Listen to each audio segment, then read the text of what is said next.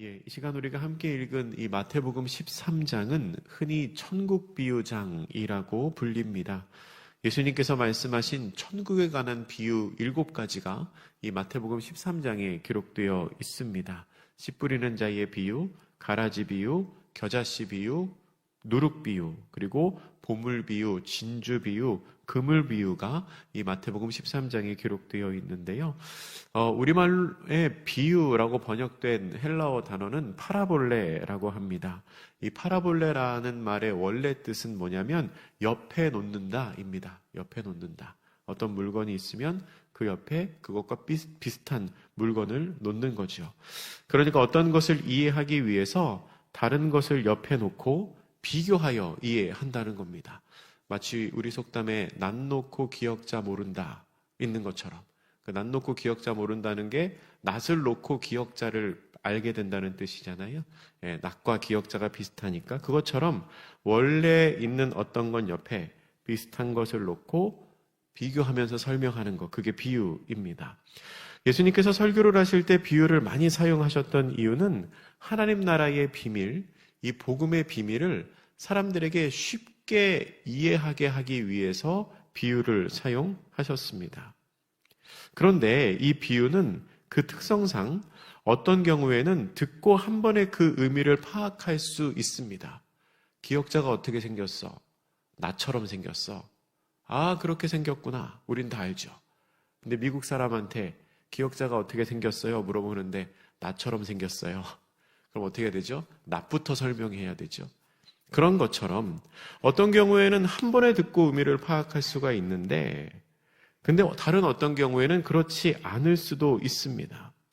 그래서 예수님께서는 분명히 사람들에게 쉽게 설명하기 위해 비유를 사용하시면서도 마지막에는 뭐라고 말씀하시냐면 귀 있는 자는 들으라, 이렇게 말씀하십니다. 쉽게 설명하기 위해 비유를 말씀하셨지만 역설적이게도 어떤 사람들에게는 그 비유가 원래의 뜻을 가려서 더 이해를 어렵게 하는 수단이 되었다는 겁니다. 오늘 본문에는 씨 뿌리는 자의 비유가 나오는데요. 어떤 사람이 씨를 뿌리는데 이 뿌려진 씨는 말씀을 의미합니다. 말씀이 뿌려지는 것을 의미하는데요. 첫째로는 그 씨가 길가에 떨어집니다. 이 길가라는 것은 팔레스타인 지방에서는 밭과 밭 사이로 나 있는 작은 통로를 의미합니다. 우리말로 하면 농로 같은 거겠죠. 정식으로 나 있는 길이 아니고 좁은 길입니다. 사람들이 걸어 다니는 장소죠. 근데 어떤 씨는 이 길가에 떨어져서 새들이 와서 쪼아 먹어버림으로 열매를 맺을 수 없었습니다. 둘째로 어떤 씨는 돌밭에 떨어집니다. 돌밭에는 흙이 조금 있어서 싹이 나오기는 했지만 그 아래에 돌이 있기 때문에 뿌리가 깊이 내려가지 않아서 해가 돋은 후에 곧 말라버렸다라고 합니다. 세 번째는 가시떨기에 떨어집니다. 가시떨기에 떨어진 씨는 가시가 자라나서 기운을 막아서 열매를 맺지 못합니다. 네 번째 씨가 뿌려진 곳은 좋은 땅이었습니다. 이 좋은 땅에 떨어진 씨는 100배, 60배, 30배의 결실을 맺습니다. 여러분, 이렇게 풍성한 결실, 100배, 60배, 30배의 결실을 맺었다는 것은 그동안의 손실, 그러니까 다른 곳에 떨어져서 열매를 맺지 못하는 다른 버려진 씨앗들의 손실을 다 보존하고도 남는 양입니다. 그러니까 단순히 결실을 맺는 것에서 그치지 않고 자기가 투자한 것보다, 자기가 뿌린 것보다 더 풍성한 소출을 얻게 되었다는 겁니다. 우리는 때로 열매가 맺히지 않는 것을 통해서 내가 뿌린 씨앗들이 다 버려진 것이라고 착각할 수 있지만 하나님께서는 단 하나의 씨앗만 가지고도 그동안 내가 뿌렸던, 버려졌다고 생각했던 그 모든 노력과 시간들을 보상하고 남을 만큼의 은혜를 우리에게 분명히 허락해 주신다고 합니다. 풍성한 결실을 맺은 것입니다. 근데 제가 처음에 이 말씀 시작할 때 뿌려진 씨가 말씀을 의미한다고 했죠. 그래서 좋은 땅에 뿌려진 씨, 이것은 말씀을 듣고 깨닫고 결실을 맺은 것을 의미하는 본문입니다. 그런데 같은 본문을 기록한 누가복음 8장에 보면은요, 이 15절에 듣고 깨닫고 결실을 맺는 것 사이에 또 다른 중요한 것을 한 가지 말하는데요. 누가복음 8장 15절은 이렇게 기록하고 있습니다. 좋은 땅에 있다는 것은 착하고 좋은 마음으로 말씀을 듣고 지키어 인내로 결실하는 자니라. 아멘. 착하고 좋은 마음으로 말씀을 듣고 그 말씀을 어떻게 했냐면 지켰습니다. 지켰어요. 지키고 인내했습니다. 지키고 인내했더니 결실을 맺었다라고 기록합니다. 마태복음에는 뿌려지니까 결실을 맺었다라고 하는데 누가복음은 조금 더 자세히 설명하죠. 지키고 인내함으로 결실을 맺었다. 좋은 땅이 풍성한 결실을 맺을 수 있었던 이유는 그 땅 자체가 좋아서이기도 했지만 다른 땅과는 달리 그 말씀을 잘 지킨 겁니다. 잘 품은 겁니다. 그리고 잘 인내한 겁니다.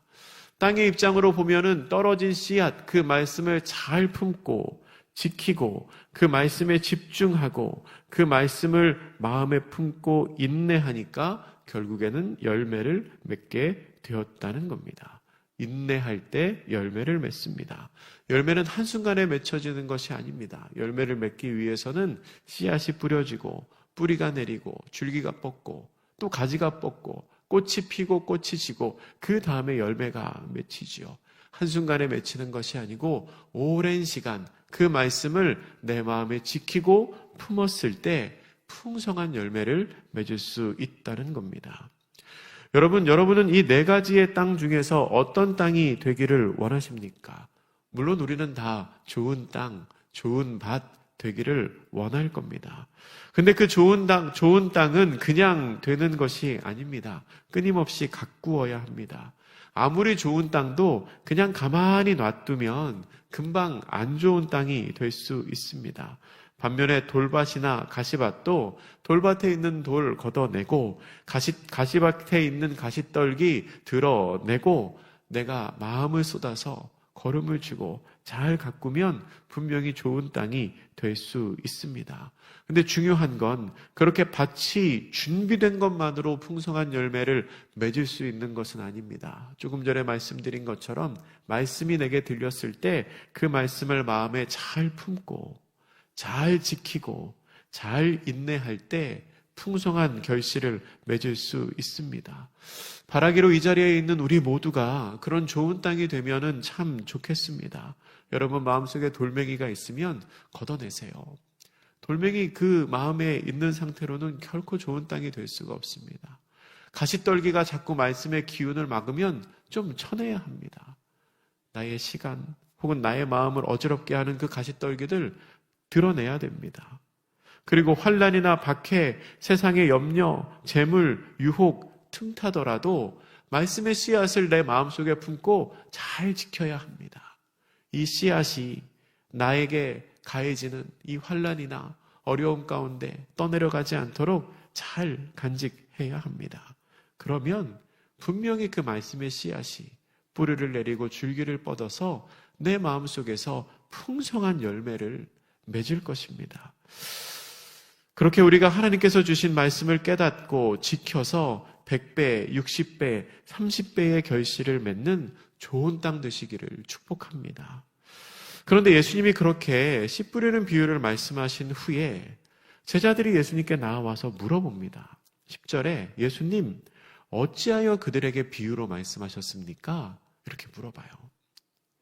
그냥 편하게 말씀하셔도 될 것 같은데 제가 지금 얘기한 것처럼 말씀을 잘 간직하면 풍성한 열매를 맺을 거야. 이렇게 얘기해도 될 것 같은데 왜 굳이 비유라는 방법을 사용해서 이야기를 하셨습니까? 라고 물어보니까 예수님이 굉장히 놀라운 대답을 하십니다. 우리 11절 말씀을 같이 한번 읽어보겠습니다. 11절입니다.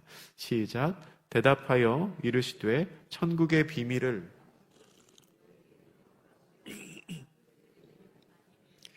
아멘. 천국의 비밀을 아는 것이 너희들, 제자들에게는 허락됐는데 그 사람들, 다른 사람들에게는 허락되지 않았다는 겁니다. 예수님은 마치 그들을 일부러 배제하신 것처럼 말씀하십니다. 근데 여러분, 일부러 예수님이 그들을 배제해서 차별해서 말씀하신 것은 아닙니다. 13절 말씀을 보면은 이렇게 기록되어 있습니다. 그러므로 내가 그들에게 비유로 말하는 것은 그들이 보아도 보지 못하며 들어도 듣지 못하며 깨닫지 못함이니라. 아멘. 여러분, 이 말씀도 마치 잘못 이해하면 그들로 하여금 깨닫지 못하게 하려고 일부러 비유를 사용해서 어렵게 말씀하시는 것 같은 뉘앙스를 풍기는데요.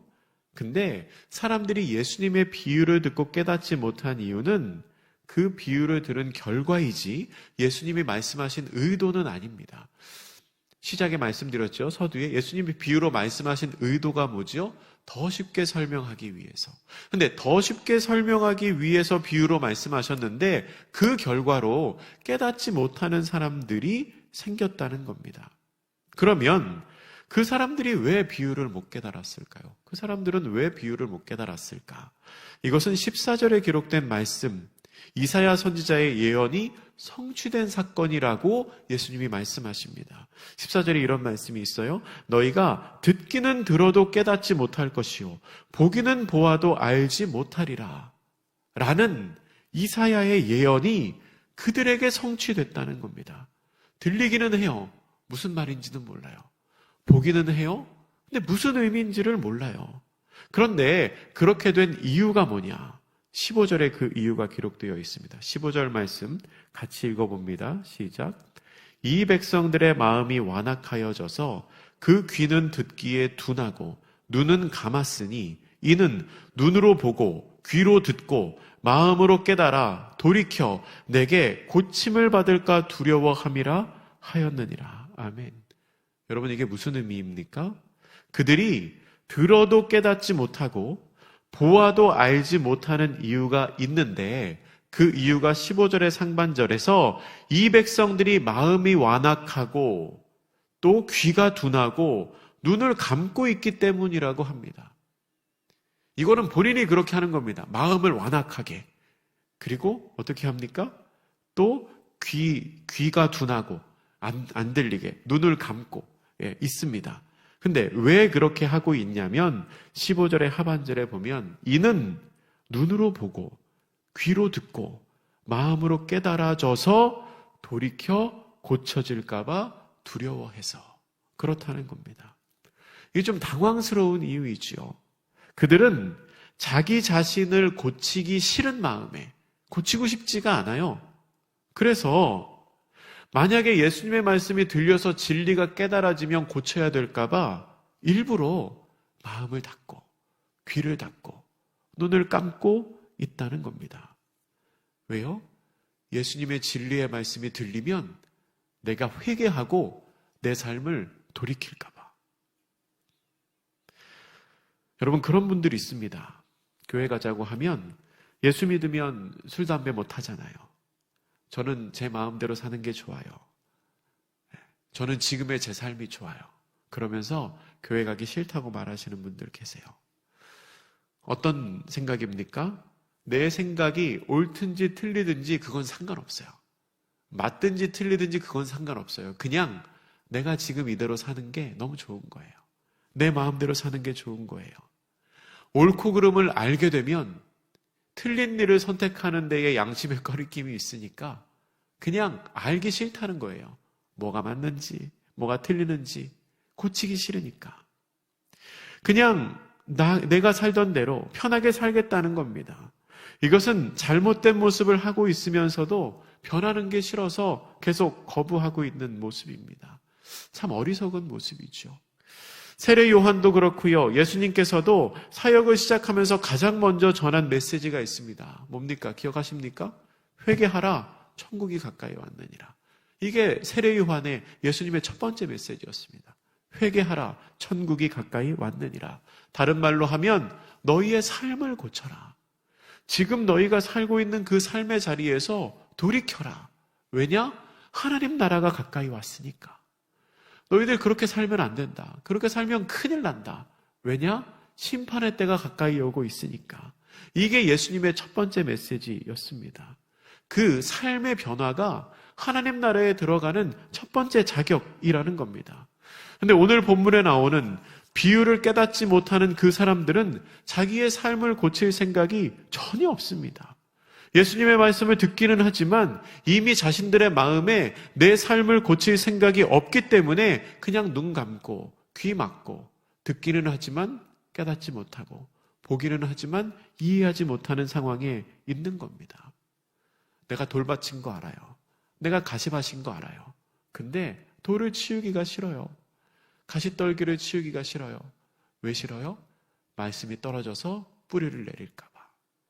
그러면 내 삶이 불편해지니까. 저는 그냥 돌밭이 좋아요. 저는 그냥 가시떨기가 좋아요. 그냥 그렇게 살아가고 있다는 겁니다. 그런 관점에서 예수님은 제자들을 향하여 너네는 참 복이 있다 라고 말씀하십니다. 16절에 이렇게 기록합니다. 그러나 너희 눈은 봄으로 너희 귀는 들음으로 복이 있도다. 말씀을 눈으로 보고 말씀을 귀로 듣는 제자들은 복이 있습니다. 왜 복이 있습니까? 말씀을 그렇게 보고 들었을 때 변화하여 회개할 것이기 때문입니다. 변화하고 회개하여 하나님의 뜻대로 살아가는 사람들이 될 것이기 때문입니다.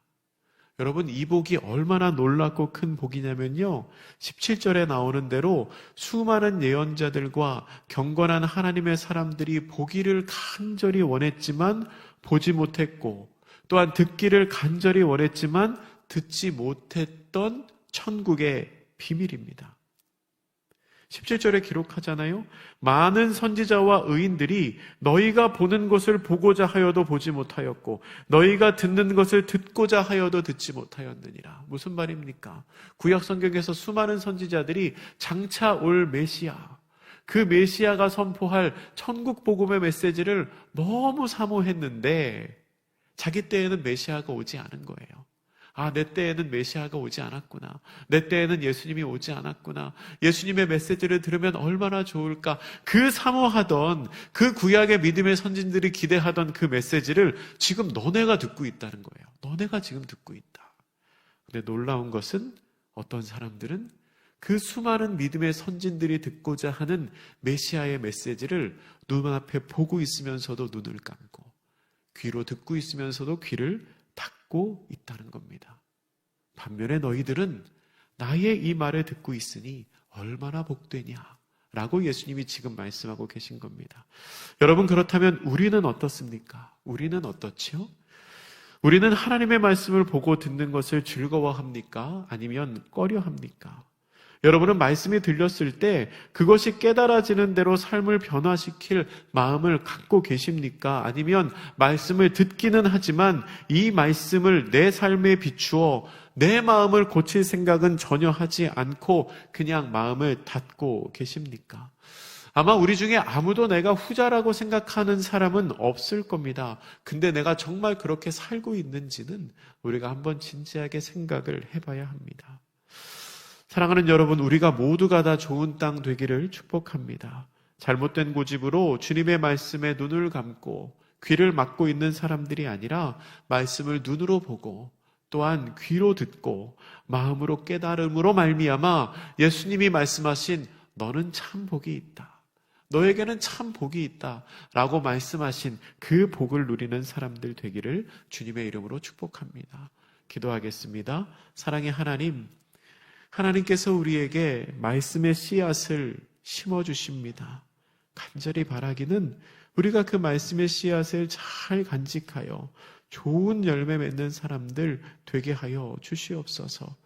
듣기는 들어도 깨닫지 못하고 보기는 보아도 알지 못하는 어리석은 사람이 아니라 그 말씀이 잘 심겨질 수 있도록 좋은 땅을 준비하고 그 말씀이 내 삶에 비춰지고 들려질 때 하나님의 뜻을 깨닫고 그 하나님의 뜻대로 살아갈 수 있는 저희들의 삶이 될 수 있도록 주님, 오늘도 우리와 함께하여 주시옵소서. 감사드리며 예수님의 이름으로 기도드립니다.